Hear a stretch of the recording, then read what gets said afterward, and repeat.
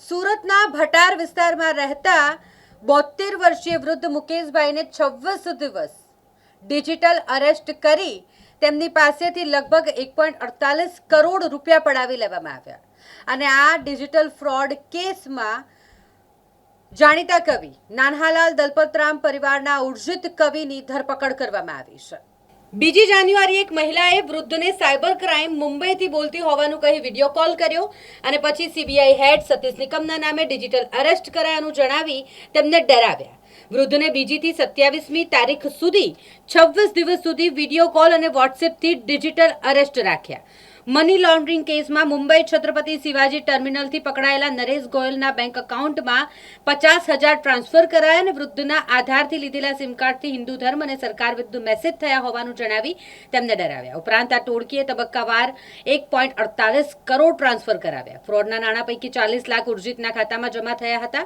કમિશનની લાલચમાં સાયબર માફિયાને નાણાં પહોંચાડતો હતો ઉર્જિત HR કન્સલ્ટન્સી ચલાવતો હતો અને ધંધામાં નુકસાની થતા ફ્રોડના રવાડે ચડ્યો હતો। ઉપરાંત અમદાવાદમાં તેના વિરુદ્ધ ચીટિંગના 5 ગુના જેટલા નોંધાયેલા છે।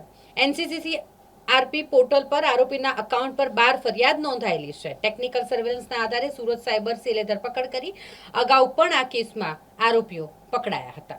એક 72 વર્ષના સિનિયર સિટીઝન સાથે 1,47,00,000નું ડિજિટલ અરેસ્ટ કરવામાં આવ્યું હતું, જેમાં જે સામેવાળા હતા એ લોકો પોતાનું ઓળખ એક સીબીઆઈ ઓફિસર તરીકે આપી હતી અને એમને એમ કહેવામાં આવ્યું હતું કે તમારો જે આધાર કાર્ડ છે એક સિમ કાર્ડ ઇસ્યુ કરવામાં યુઝ કરવામાં આવ્યું હતું અને જે એ સિમ કાર્ડ છે એક મની લોન્ડરિંગ કેસ જે નરેશ ગોયલની ઉપર ચાલે છે મુંબઈ ક્રાઇમ બ્રાન્ચ દ્વારા એમાં સંડોવાયેલ છે અને એટલા માટે તમારું જે આખું એસેટ છે એ ફ્રીઝ કરવાનું છે અને તમે તમારા જેટલા પણ પોર્ટફોલિયો કે ઇન્વેસ્ટમેન્ટ છે એ બધા લિક્વિડેટ કરીને અમે લોકો જે ખાતું તમે લોકો આપી રહ્યા છે એ તમે એમાં ટ્રાન્સફર કરી દો અને એવી રીતે એમની સાથે એક છેતરપિંડી કરવામાં આવી હતી। આ જે ડિજિટલ અરેસ્ટનો ગુનો છે એ 28 દિવસ સુધી ચાલતું હતું અને પછી પાછળથી અમે લોકોને બેંક દ્વારા ખબર પડી કે આ માણસ સાથે ખરેખર ડિજિટલ અરેસ્ટનો ગુનો બની રહ્યું છે અને પછી આ ગુનો દાખલ કરવામાં આવ્યું અને પછી ટેકનિકલ વર્કઆઉટ તરીકે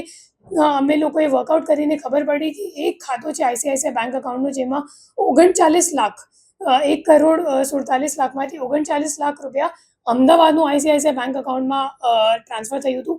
જે બેંક એકાઉન્ટ હોલ્ડર છે એમનું નામ છે ઉર્જિત કવિ અને ઉર્જિત કવિના ઉપર હજી 5 ગુનાઓ દાખલ છે જે આઈસીજીએસ માધ્યમથી ખબર પડી, જેમાં 2 સાયબર ગુનાઓ છે કોટા અને દિલ્હીનું અને 2 છેતરપિંડીનો ગુના છે અમદાવાદમાં અને એક છે વડોદરા શહેરમાં। તો એવી રીતે સુરત શહેર સાયબર સેલ ને સિવાય બીજા 5 ગુના પણ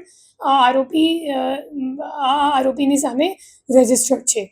હવે આ જે ડિજિટલ અરેસ્ટનો ગુનો બન્યો તો એમાં જે એકાઉન્ટ આરોપીનું છે એ હજી એનસીસીઆરપી એકાઉન્ટ ઉપર હજી 12 ફરિયાદ એનસીસીઆરપી ઉપર નોંધાયેલ છે, જેમાં 2,84,00,000નું ટ્રાન્ઝેક્શન કરવામાં આવ્યું છે અને હાલ બીજા આરોપીઓને શોધવા માટે અમારી પ્રયત્ન ચાલુ છે।